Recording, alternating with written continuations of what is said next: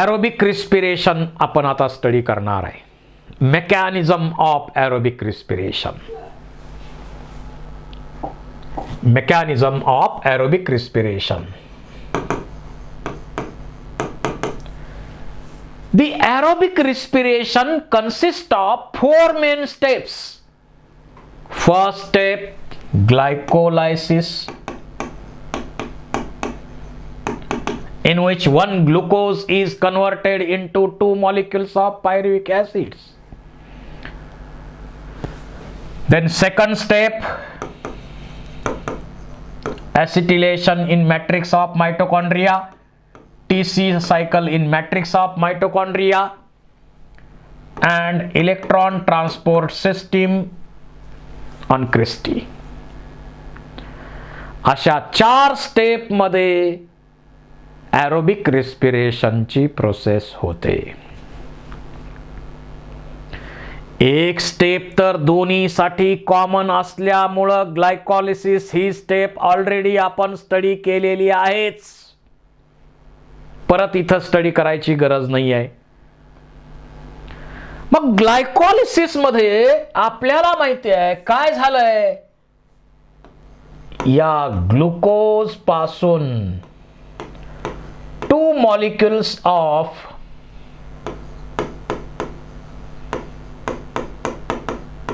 Pyruvic acids बनले plus 2NADH plus H plus बनले plus 2 ATP बनले.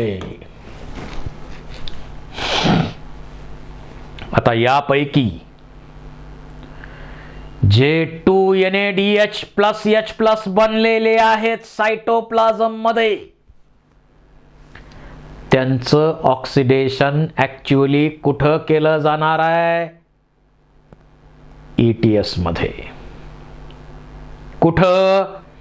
Christie of mitochondria. मग सायटोप्लाझम मध्ये बनलेले 2NADH प्लस H प्लस जे आहेत, they must be transported in mitochondria. And for transport of NADH plus H plus from cytoplasm to mitochondria, there are 2 shuttles like malate aspartate shuttle and glycerol phosphate shuttle. malate aspartate आणि glycerol phosphate shuttle 2 प्रकारचे shuttle इथं use केले जातात. आता malate aspartate shuttle जे आहे ते काय करतं. 2NADH plus H plus plus oxaloacetic acid it produces.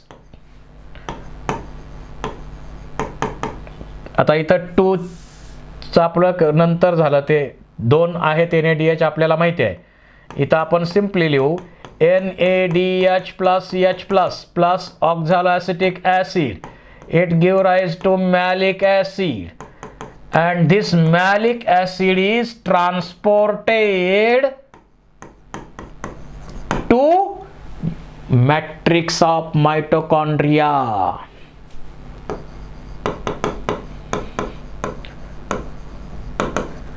आणि मायटोकॉन्ड्रिया मध्ये गेल्यावर काय होणार तर तिथं ऑक्झॅलोएसिटिक ऍसिड वेगळं होणार आणि 2 इथं हे 2 म्हणण्यापेक्षा ऑक्झॅलोएसिटिक ऍसिड वेगळं होणार आणि NADH प्लस H प्लस वेगळं होणार.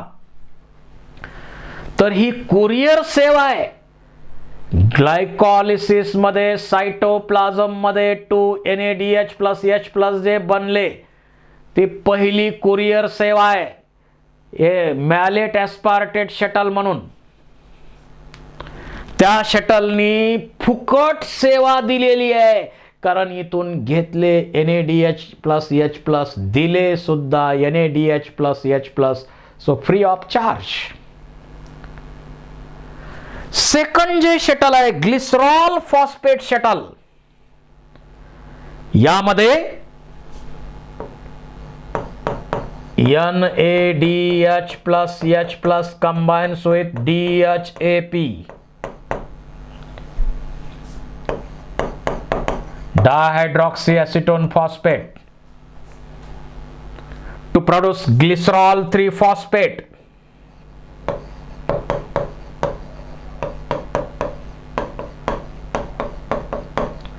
Glycerol 3-phosphate.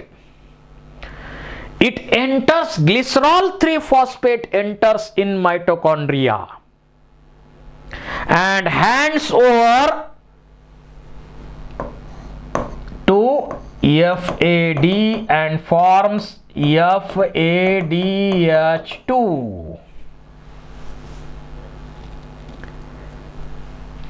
and DHAP is produced. DHAP पुन्हा परत येणार. आता या शटलनी काय केलं, घेताना NADH2 घेतला, सायटोप्लाझम मध्ये असलेला ग्लायकॉलिसिस मध्ये तयार झालेला, आणि मायटोकॉन्ड्रियाला देताना FADH2 दिला. म्हणजे यांची सेवा फुकट नाही, पैसे घेऊन ह्यांनी सेवा दिली. असे 2 शटल आहेत की ज्यांच्या मदतीनं ग्लायकॉलिसिस मध्ये तयार झालेले NADH प्लस H प्लस जे आहेत ते ट्रान्सपोर्ट केले जातात मायटोकॉन्ड्रियामध्ये. माहीत असावं तुम्हाला म्हणून ही एक स्टेप सांगितली. Mechanism of aerobic respiration. Aerobic respiration consists of 4 main steps. 1. Glycolysis. या ग्लायकोलायसिस मध्ये एका ग्लुकोज मॉलिक्यूल पासून काय बनतं? It produces 2 molecules of pyruvic acids.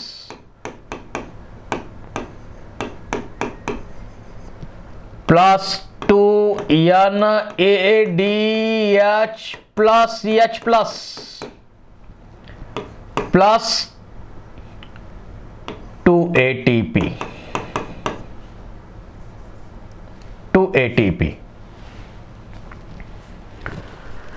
अशा प्रकारे एका ग्लुकोज पासून 2 पायरुव्हिक ऍसिडचे मॉलिक्यूल तयार होतात. 2 NADH प्लस H प्लस बनतात आणि 2 ATP बनतात.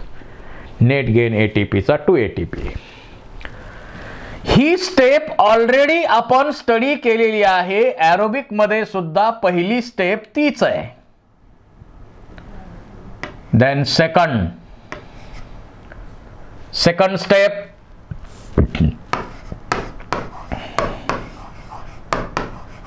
acetylation. The pyruvic acids which are produced in EMP pathway enters in matrix of mitochondria, undergo acetylation to produce acetyl coenzyme A.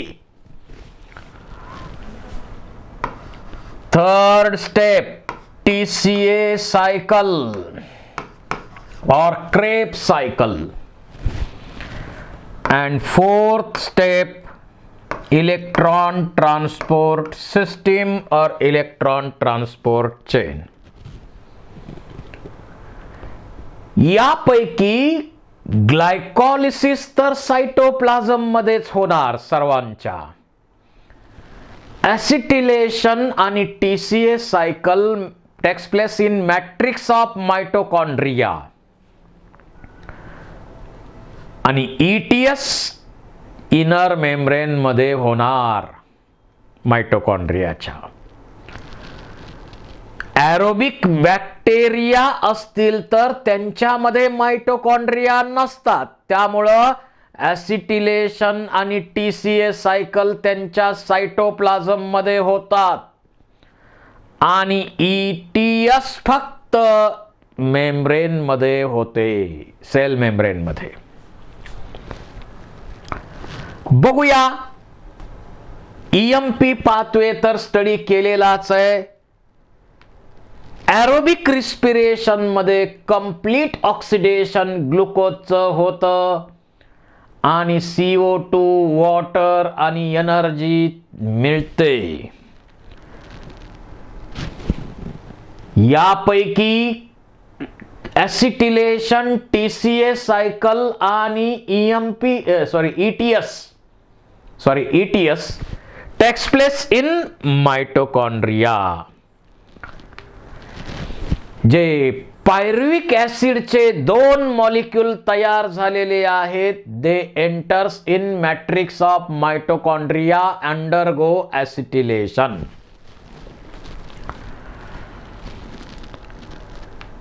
Crucial events of aerobic respiration. जे pyruvic ॲसिडचे 2 molecule matrix of mitochondria मध्ये entry करतात, acetylation होतं, TCA cycle होतं आणि त्यानंतर हे 3CO2 एका पायरुव्हिक ॲसिड पासून 3H2O म्हणू आपण, आणि एनर्जी त्यामध्ये मिळते. आणि या प्रोसेस मध्ये जे NADH+H+ आणि FADH2 तयार होतात, त्यांच्यापासून ATP बनवण्याची प्रोसेस ही क्रिस्टीवरती इलेक्ट्रॉन ट्रान्सपोर्ट सिस्टीम आहे, तिथं होते. त्या प्रोसेससाठी ऑक्सिजन यूज केला जातो, फ्री मॉलिक्युलर O2. बघूया आता EMP पाथवे तर स्टडी केलाय, त्यात मिळालेले पायरुव्हिक ॲसिड सेकंड स्टेप पासून बघूया. इथं oxidative decarboxylation of pyruvic acid. जे पायरुव्हिक ॲसिडचे 2 मॉलिक्यूल तयार झालेले आहेत, they enters in matrix of mitochondria and undergo oxidative decarboxylation to produce acetyl coenzyme A, a 2-carbon compound. आता या प्रोसेस मध्ये ऑक्सिडेशन होतं, याचा अर्थ हायड्रोजन बाहेर पडतात आणि हे हायड्रोजन NAD+ ॲक्सेप्ट करतो आणि NADH+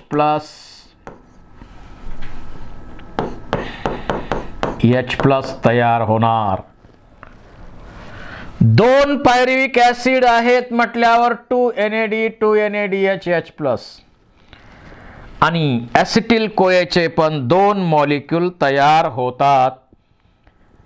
या प्रोसेस मध्ये कोएन्झाइम A ऍड होतं आणि CO2 बाहेर पडतो आणि या प्रोसेस साठी thiamine pyrophosphate, coenzyme A, Mg++, lipoic acid आणि NAD+ असे 5 महत्वाचे कोफॅक्टर यूज केले जातात.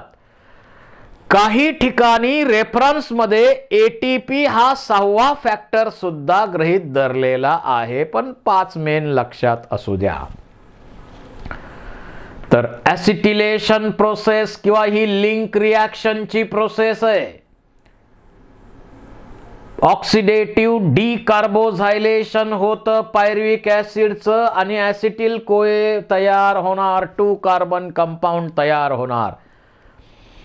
The acetyl CoA acts as connecting link between glycolysis and TCA cycle or Krebs cycle.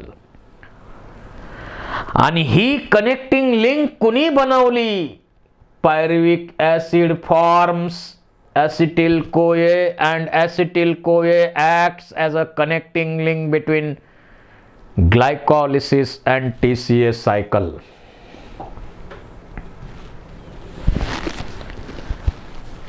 Then next, tricarboxylic acid cycle. The tricarboxylic acid cycle or Krebs cycle was first discovered by Sir Hans Krebs, a Nobel laureate. Hence it is named as Krebs cycle. या Krebs सायकलच्या reactions matrix of mitochondria मध्ये होतात. जे aerobic bacteria सारखे micro organism आहेत त्यांच्या cytoplasm मध्येच TCA सायकलची प्रोसेस होते. आता NCERT मध्ये हे दिलेलं आहे, पण मी तुम्हाला सर्व डिटेल एक्सप्लेन करणार आहे. आपण ॲरोबिक रिस्पिरेशनची फर्स्ट स्टेप लास्ट लेक्चरला स्टडी केलेली आहे, ग्लायकोलायसिस. आता आपल्याला सेकंड आणि थर्ड स्टेप आज स्टडी करायची आहे.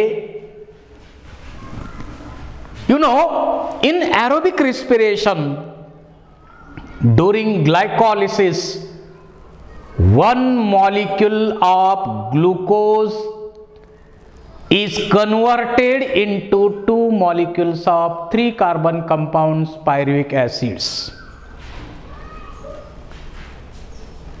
एका ग्लुकोज पासून 2 पायरुविक ऍसिडचे मॉलिक्यूल बनतात, आपल्याला माहिती आहे.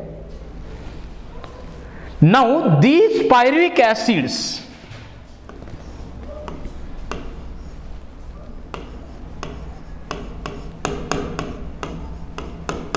आपण एकाचा अगोदर विचार करू आणि मग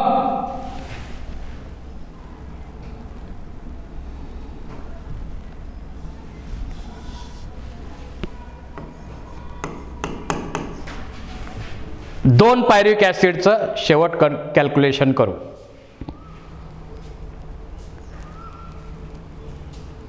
ग्लायकॉलिसिस मध्ये जे तयार होणारे पायरुविक ऍसिडचे 2 मॉलिक्युल्स आहेत, these pyruvic acid enters in matrix of mitochondria and undergo acetylation to produce acetyl coenzyme A. This is called as link reaction, acetylation or oxidative decarboxylation of pyruvic acid. या pyruvic acid मध्ये पासून ऍसिटिल कोएन्झाइम A तयार होतं मायटोकॉन्ड्रियाच्या matrix मध्ये. या रिॲक्शनला आपण link reaction सुद्धा म्हणू शकतो. लिंक रिॲक्शन सुद्धा आपण या रिॲक्शनला म्हणू शकतो. How many cofactors are used in acetylation? Question may ask. तर या प्रोसेस मध्ये Mg++ हा एक कोफॅक्टर यूज केला जातो. इथं ऑक्सिडेशन होतं आणि डीकार्बोझायलेशन होतंय. मग ऑक्सिडेशन होतं याचा अर्थ यामधून हायड्रोजन्स रिलीज होतात आणि हायड्रोजन जे रिलीज होतात ते NAD ॲक्सेप्ट करतो आणि बनणार NADH+H+.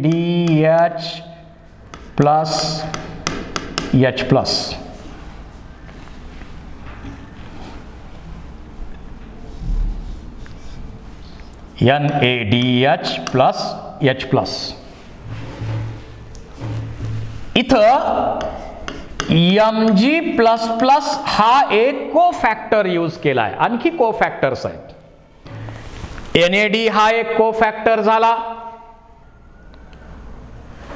त्याचबरोबर या ठिकाणी कोएन्झाइम A पण ऍड होतं आणि CO2 बाहेर पडतो. तेव्हा कोएन्झाइम ए हा एक कोफॅक्टर आहे, NAD कोफॅक्टर आहे आणि Mg++ हा एक कोफॅक्टर आहे. त्याच्याबरोबर या ठिकाणी लिपोइक ॲसिड आणि थायमिन पायरोफॉस्फेट यांचा पण उपयोग केला जातो. काही बुकमध्ये, काही रेफरन्समध्ये ATP पण वापरला असं कन्सिडर केलंय.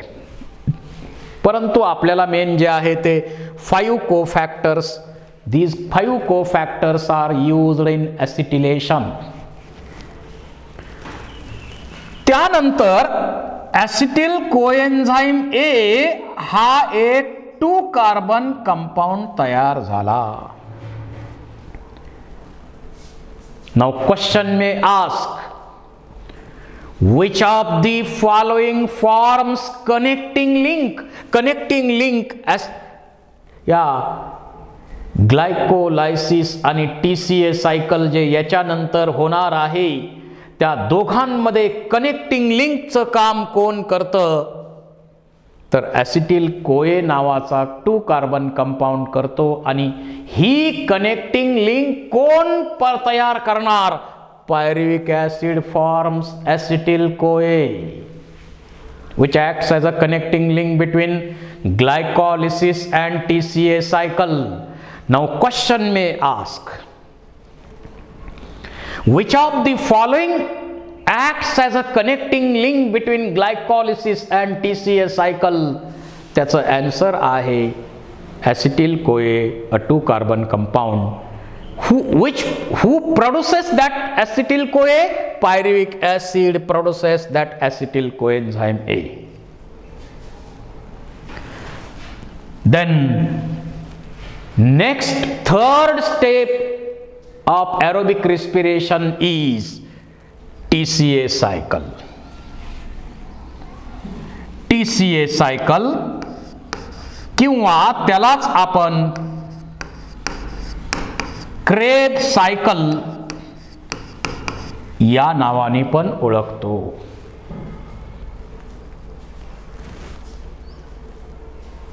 मॅट्रिक्स ऑफ मायटोकॉन्ड्रियामध्ये, ज्यांच्यामध्ये मायटोकॉन्ड्रिया आहेत त्यांच्यामध्ये मॅट्रिक्स ऑफ मायटोकॉन्ड्रियामध्ये TCA सायकल होणार आणि ज्या ॲरोबिक बॅक्टेरिया आहेत त्यांच्यामध्ये सायटोप्लाझम मध्ये TCA सायकल होणार. सर हॅन्स क्रेब यांनी या पाथवेच्या, या सायकलच्या रिॲक्शन सर हॅन्स क्रेब यांनी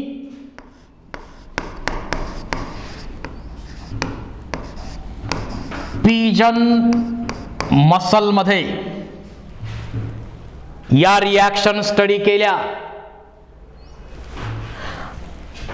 आणि त्यासाठी त्यांनी C14 हा कार्बनचा आयसोटोप पण वापरला आणि म्हणून या पाथवेला Kreb cycle, a Nobel laureate, Nobel prize winner हेही नाव दिलेलं आहे.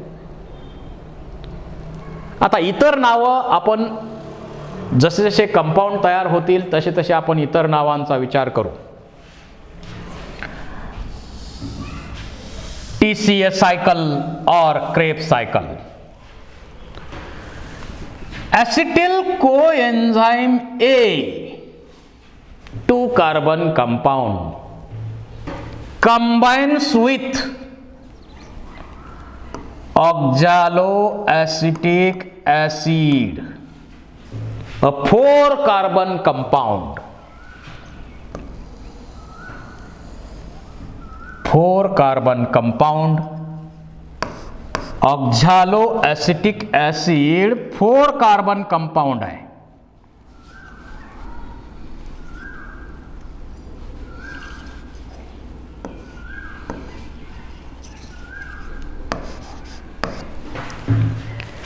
This oxaloacetic acid, a 4-carbon compound combines with acetyl coenzyme A, a 2-carbon compound in presence of citrate synthetase enzyme to produce citric acid. To produce citric acid, 6-carbon compound. During this process,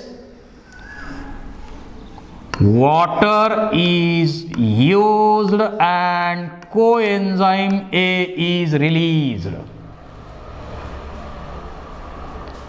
water इथं use केलेलं आहे आणि कोएन्झाइम ए release झालेलं आहे. The first compound produced in this process is citric acid, hence it is called as citric acid pathway. It contains 3COOH group.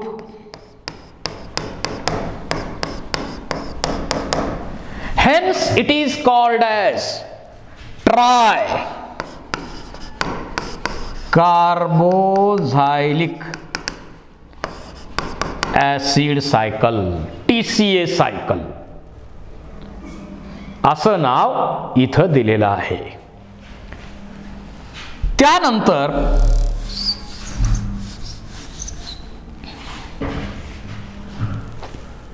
this citric acid is converted into cis-aconitic acid.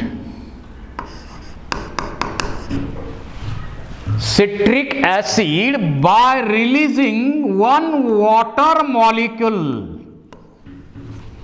in presence of enzyme aconitase and iron as a cofactor.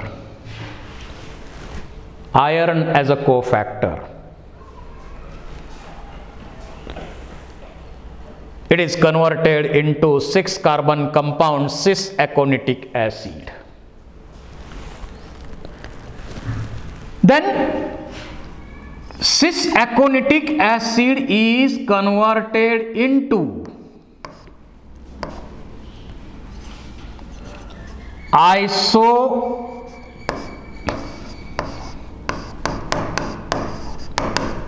isocitric acid by adding water molecule in presence of aconitase enzyme and Fe++, iron as a cofactor. Cis-aconitic acid, a 6-carbon compound,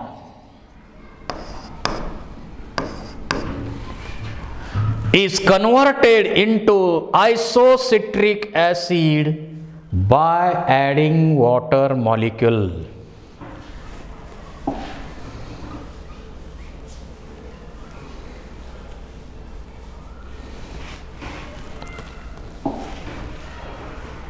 Then this isocitric acid is converted into oxalosuccinic acid. During this process, hydrogens are released, which are accepted by NAD and forms NADH plus H plus.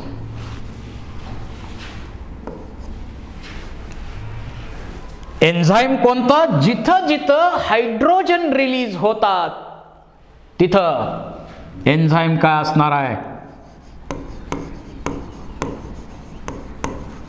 dehydrogenase. Mn++ acts as a cofactor. Then oxalosuccinic acid. This oxalosuccinic acid is converted into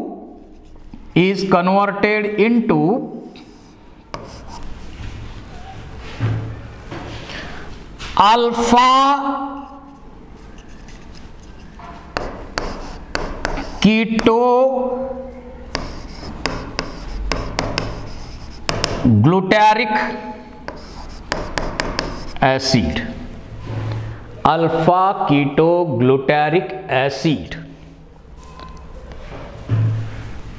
During this process, CO2 is released. So this is the decarboxylation. So enzyme is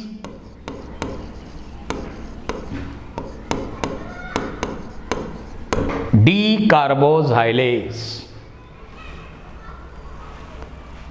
Then alpha ketoglutaric acid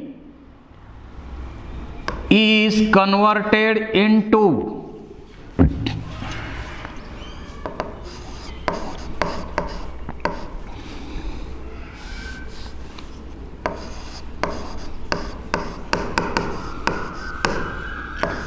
succinyl coenzyme ए.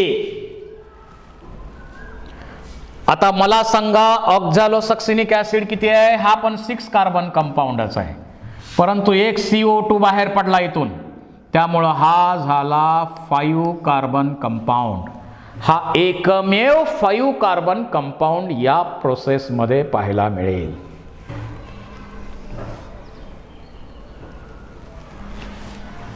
त्यानंतर alpha ketoglutaric acid is converted into succinyl coenzyme A. During this process, oxidation as well as decarboxylation takes place. म्हणजे oxidation पण होतं आणि डिकार्बोझायलेशन पण होतं. Oxidation होतं म्हणजे यामधून हायड्रोजन्स बाहेर पडतात, ते NAD ऍक्सेप्ट करेल आणि NADH+H+.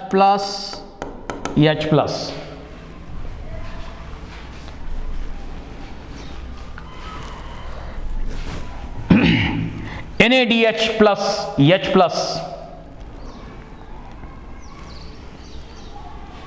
तयार होईल. त्याचबरोबर इथं कोएन्झाइम ए ऍड होईल आणि CO2 रिलीज होईल. कोएन्झाइम ए ऍड होतोय आणि CO2 रिलीज होतो आणि त्यामुळं हा जो कंपाऊंड बनतो तो 4 कार्बन बनतो. 4 कार्बन कंपाउंड बनेल. Now this succinyl CoA is converted into succinic acid, 4 carbon compound.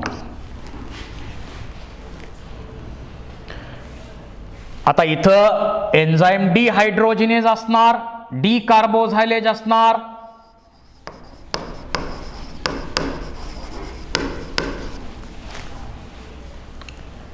इथं 7 नंबर स्टेप मध्ये succinyl CoA is converted into succinic acid. During this process, some amount of energy is released which is used in synthesis of GTP from GDP. Generally ADP पासून ATP तयार होत असतो. ADP पासून ATP तयार होत असतो, परंतु इथं मात्र GDP पासून GTP तयार होतो, कारण GTP काय आहे, अनस्टेबल आहे. Finally it is converted into ATP आणि ही रिॲक्शन होते. त्यासाठी एन्झाईम, तर जिथं जिथं ATP असेल तिथं एन्झाईम काय असणार आहे, kinase. Then this succinic acid is converted into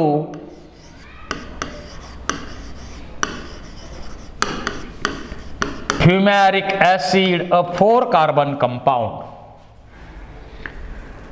During this step also hydrogens are released which are accepted by, generally hydrogens are accepted by most common hydrogen acceptor NAD, vitamin B आहे.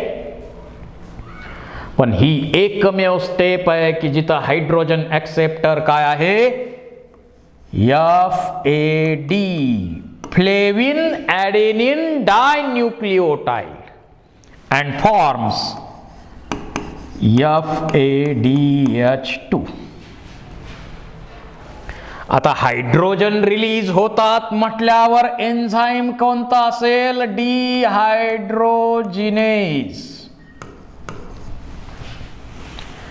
Enzyme काय असेल, dehydrogenase असेल.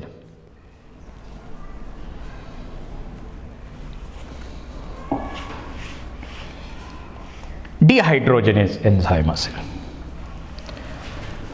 Then fumaric acid is converted into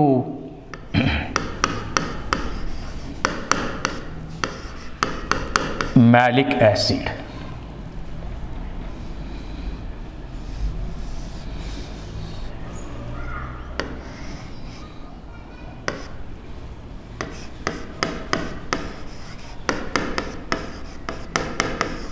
Four-carbon compound. Enzyme या ठिकाणी इथं काय होत आहे, वॉटर मॉलिक्यूल ऍड होणार.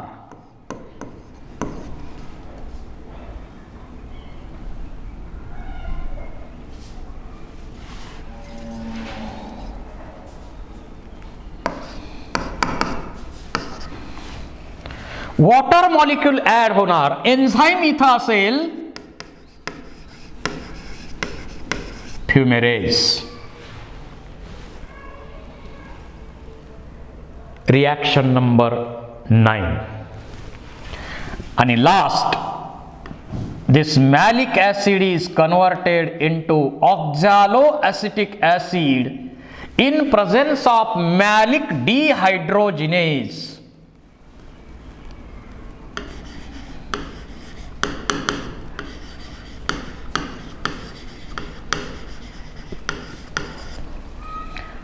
या प्रोसेस मध्ये सुद्धा हायड्रोजन रिलीज होतात आणि हे हायड्रोजन NAD ऍक्सेप्ट करतो आणि तयार काय होईल, NADH+H+.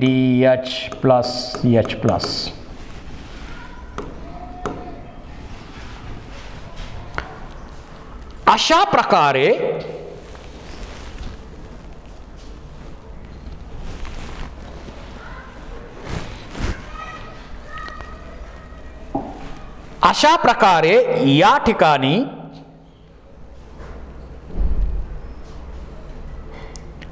TCA सायकलची प्रोसेस कंप्लीट होते. TCA सायकल अशा प्रकारे कंप्लीट होतं. आता एक पायरुव्हिक ऍसिड पासून एक ऍसिटिल कोए एक वेळा प्रोसेस रिपीट होणार. आपल्याकडं पायरुव्हिक ऍसिड 2 आहे, त्यामुळं एका ग्लुकोजसाठी ही प्रोसेस 2 वेळा रिपीट होणार. 2 वेळा ही रिपीट होणार. आणि 2 वेळा रिपीट होऊन काय बनलं या प्रोसेस मध्ये, ॲसिटिलेशन मध्ये एक NaDH प्लस H प्लस तयार होणार आणि इथं 1 2 3 म्हणजे एका वेळी हा 1 प्लस 3 1 NaDH2 बाय ॲसिटिलेशन किंवा आपण सेपरेट लिहू.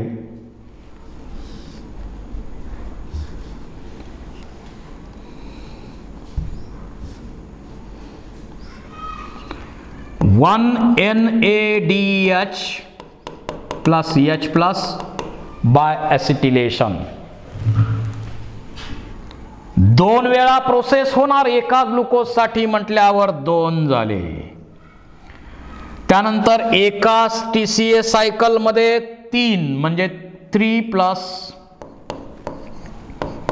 NaDH plus H plus. कशाचे? TCA सायकलचे. त्यानंतर FADH2 तयार होतो. इथं FADH2 तयार होतो. एकच स्टेप आहे, एका वेळी एक डबल प्रोसेस होणार म्हणून 2 म्हणजे 1 2 FADH2. आणि 7 नंबर रिॲक्शन मध्ये एक ATP डायरेक्ट तयार होतो मॅट्रिक्स ऑफ मायटोकॉन्ड्रिया मध्ये. त्याला आपण म्हणतो substrate level phosphorylation 1 plus 1 ATP. एका वेळी एक प्रोसेस 2 वेळा होणार म्हणजे 2 झाले. तर एनर्जी आउटपुट या स्टेपमध्ये अशा प्रकारचा आपल्याला मिळालेला आहे. एनर्जी आउटपुट अशा प्रकारचा मिळाला आहे.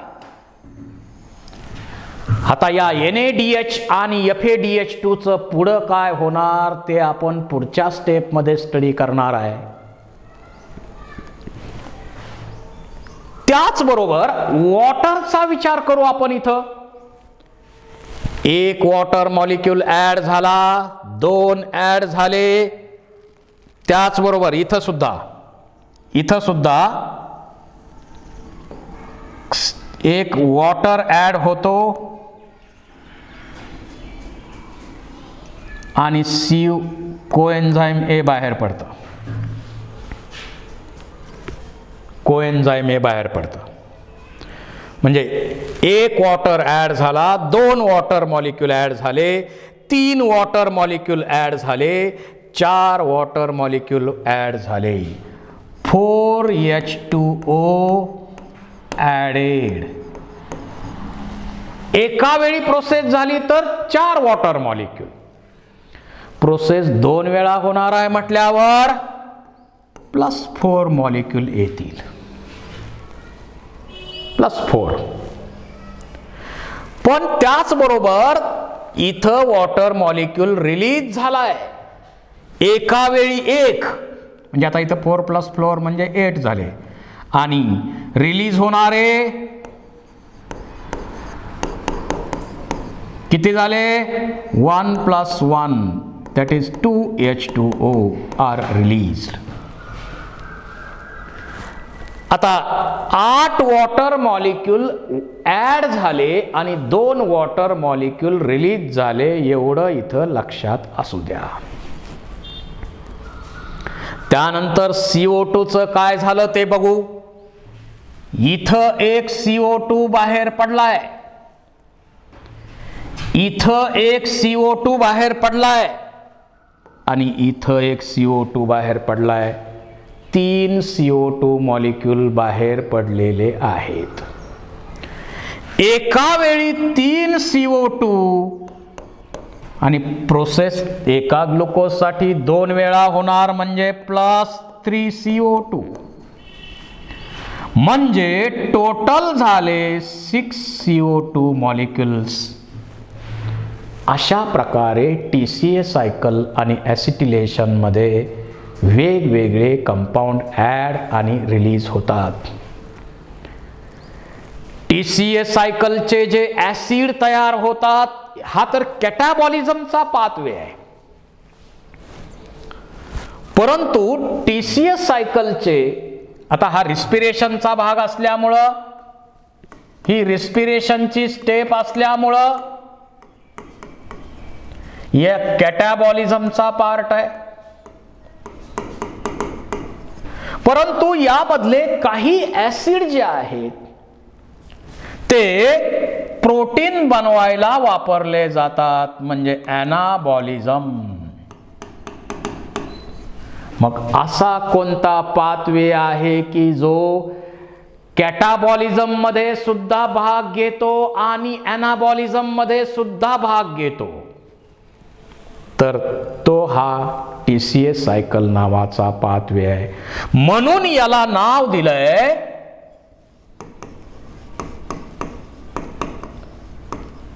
ॲम्फिबोलिक पाथवे.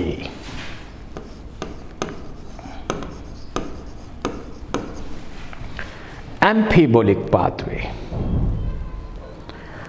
आता एक आणखी महत्वाची गोष्ट यामध्ये तुम्ही लक्षात घ्या. आता ग्लुकोज असेल, समजा सबस्ट्रेट इथं ग्लुकोज असेल, तर ग्लायकॉलिसिस मध्ये शेवटी पायरुविक ऍसिड मध्ये तयार होणारच आहे ग्लायकॉलिसिसनं. पुन्हा समजा प्रत्येक वेळी सबस्ट्रेट ग्लुकोज असेल असं नाही आहे. जर फॅट सबस्ट्रेट असेल तर, जर फॅट रेस्पिरेटरी सबस्ट्रेट असेल तर हे फॅट शेवटी ॲसिटिल कोए मध्ये कन्वर्ट होणार. त्याचबरोबर प्रोटीन असतील तर त्याचं डिॲमिनेशन होणार, अमिनो ॲसिडचं, त्यातल्या deamination of amino acid takes place, आणि फायनली ते सुद्धा या पाथवे मध्ये एंट्री करणार. म्हणजे TCA सायकल होणारच. कार्बोहायड्रेट जरी रेस्पिरेशन साठी असेल तरी TCA सायकल होणार, फॅट असेल तरी TCA सायकल होणार, प्रोटीन हे सबस्ट्रेट असेल तरी TCA सायकल होणार. So it is a most common for carbohydrate, protein, fat oxidation. तर अशा प्रकारे ॲसिटिलेशन आणि TCA सायकल या दोन महत्त्वाच्या स्टेप्स आहेत. Thank you very much.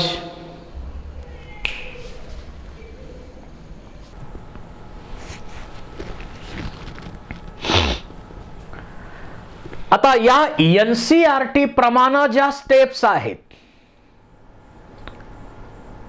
NCERT प्रमाणे याच्या ज्या स्टेप्स आहेत त्या बघूया.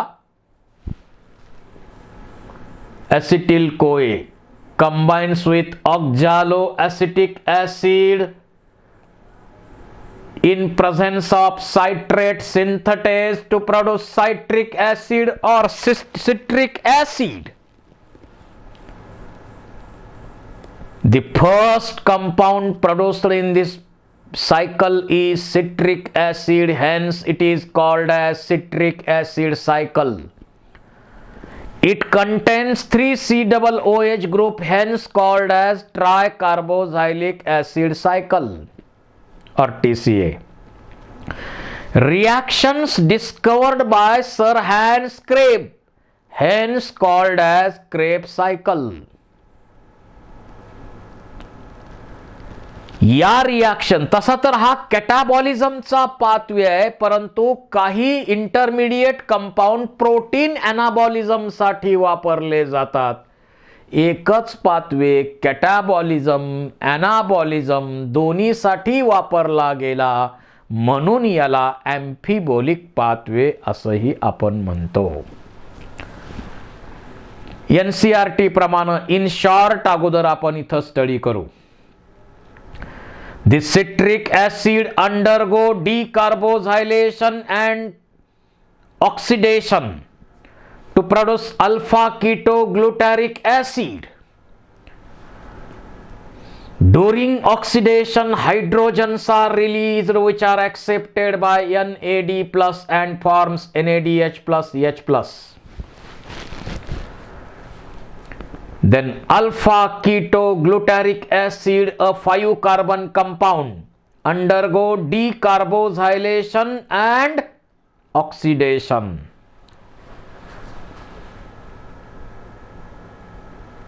During this process, CO2 is released. Hydrogens are released which are accepted by NAD plus and forms NADH plus H plus. During this process, energy is released which is used for synthesis of GTP from GDP. GTP is unstable, so it is immediately converted into ATP to form succinic acid. त्या succinic acid मध्ये पुन्हा oxidation होणार, malic acid तयार होणार. त्यावेळी जे hydrogens बाहेर पडणार ते FAD प्लस ॲक्सेप्ट करतो आणि FADH2 तयार होतो. Then malic acid is converted into oxaloacetic acid. During this, hydrogens are released which are used in synthesis of NADH plus H plus. तर एकदा ही सायट्रिक ऍसिड सायकलची प्रोसेस झाली, इथं एक CO2 बाहेर पडला ऍसिटिलेशन मध्ये, इथं एक CO2 आणि इथं एक CO2, 3 CO2 बाहेर पडतात एका वेळी. NADH 1 2 3 आणि इथं एक पायरुव्हिक ऍसिटिलेशन मध्ये एक, म्हणजे TCA मध्ये म्हटलं तर 3 NADH प्लस H प्लस बनतात. त्यानंतर FADH2 एकच बनतो, ATP एकच बनतो 7 नंबरच्या रिॲक्शन मध्ये. अशा प्रकारे TCA सायकल NCERT प्रमाणे आहे. स्टेट बोर्डाप्रमाणे इन डिटेल तुम्हाला मी एक्सप्लेन वेगळं आणखी करून दाखवणार आहेच.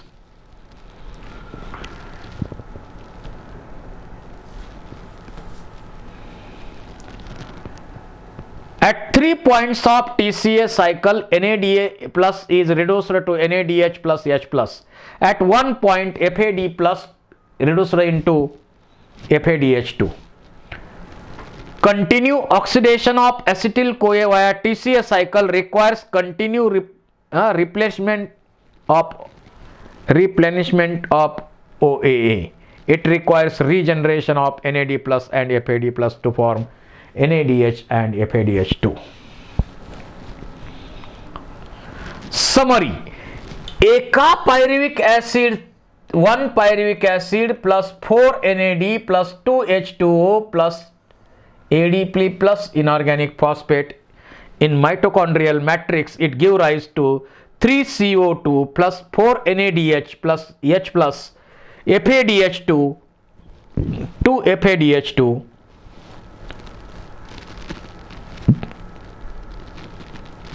1 FADH2 असेल, कारण एका पायरुविक ऍसिडचं बघतोय आपण, प्लस ATP. अशा प्रकारे ही प्रोसेस एका ग्लुकोज साठी 2 पायरुविक ऍसिड असल्यामुळं डबल होणार.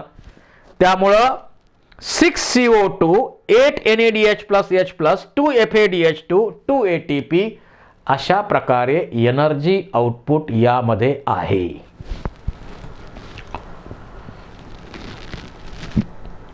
इथं तुम्हाला आणखी डिटेल प्रोसेस मी परत एकदा समजून सांगतो.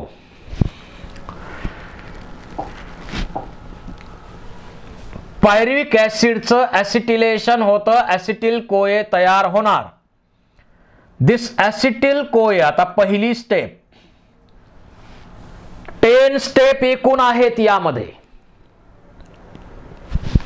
Acetyl-CoA, a 2-carbon compound, combines with oxaloacetic acid, a 4-carbon compound, to produce citric acid or citrate or citric acid in presence of citrate synthetase enzyme. या प्रोसेस मध्ये वॉटर ऍड होतं, कोएन्झाइम ए बाहेर पडतं. अशी ही पहिली स्टेप. पहिलं ऍसिड जे बनतं ते सिट्रिक ऍसिड बनतं, म्हणून त्याला सिट्रिक ऍसिड सायकल आणि 3 COOH ग्रुप त्यामध्ये असतात, म्हणून ट्राय कार्बोझायलिक ऍसिड सायकल म्हणायचं. या सिट्रिक ऍसिड मधून वॉटर मॉलिक्यूल बाहेर पडतो आणि त्यापासून सिस एकोनिटिक ऍसिड बनतं, एकोनिटेज एन्झाइम. Fe हा कोफॅक्टर आहे. इथं Fe++ कोफॅक्टर आहे या ठिकाणी. पुन्हा वॉटर ऍड होतं एकोनिटेज एन्झाइमच्या मदतीनं आणि सिस एकोनिटिक ऍसिड पासून आयसोसिट्रिक ऍसिड तयार होतं. Then isocitric acid undergo oxidation to produce oxalosuccinic acid. या प्रोसेस मध्ये डिहायड्रोजिनेज एन्झाइम वापरलं जातं आणि हायड्रोजन्स बाहेर पडतात. ते NAD+ ऍक्सेप्ट करणार, NADH+H+ तयार होणार. नंतर ऑक्झॅलोसक्सिनिक ऍसिड पास मधून CO2 बाहेर पडतो आणि डी कार्बोझायलेज एन्झाइमच्या प्रेझेन्स मध्ये आणि तयार होतं 5 कार्बन कंपाऊंड तयार होणार. त्यालाच म्हणतो अल्फा कीटो ग्लुटॅरिक ऍसिड. नंतर अल्फा कीटो ग्लुटॅरिक ऍसिड मध्ये ऑक्सिडेशन आणि डीकार्बोझायलेशन दोन्ही होतं. डीकार्बोझायलेट कोएन्झाइम ए ऍड होणार, कोएन्झाइम ए ऍड होणार, CO2 बाहेर पडणार आणि डिहायड्रोजिनेज एन्झाइम इथं यूज केलं जातं, कारण हायड्रोजन्स बाहेर पडतात. ते NAD ऍक्सेप्ट करेल आणि NADH+H+ तयार होईल. So alpha ketoglutaric acid undergo oxidative decarbozylation to produce succinyl coenzyme A, a 4-carbon compound. Then succinyl coenzyme A is converted into succinic acid. During this process, energy is released which is accepted by GDP to produce GTP. यामध्ये पण water add होतं आणि कोएन्झाइम ए बाहेर पडतं. Enzyme थायोकायनेज इथं वापरलं जातं. इथं जो GTP तयार झाला तो अनस्टेबल आहे. It is immediately converted into ATP.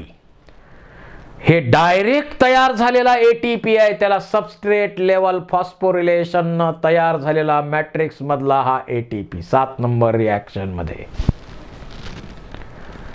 Then succinic acid is converted into fumaric acid. During this process, hydrogens are given out which are accepted by FAD+ and forms FADH2. Enzyme succinate dehydrogenase. हे enzyme inner membrane मध्ये असतं मायटोकॉन्ड्रियाच्या. हे link करतं TCA cycle आणि ETS ला.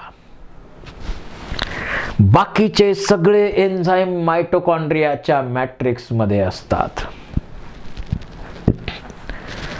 Then fumaric acid undergo hydration, water add होतं आणि फ्युमेरेज एन्झाइमच्या presence मध्ये त्याचं कन्वर्ट होतं मॅलिक ऍसिड मध्ये. 9 number reaction. Finally, malic acid undergo oxidation to produce oxaloacetic acid. During this process, hydrogens are released which are accepted by NAD plus and forms NADH plus H plus. अशा प्रकारे एकूण इथं 10 steps आहेत. 3 reaction number 4, 6, 10 NADH plus H plus बनणार. Reaction number 7 मध्ये ATP GTP ATP बनणार. अशा प्रकारे या सिट्रिक ॲसिड सायकलच्या महत्त्वाच्या स्टेप्स आहेत.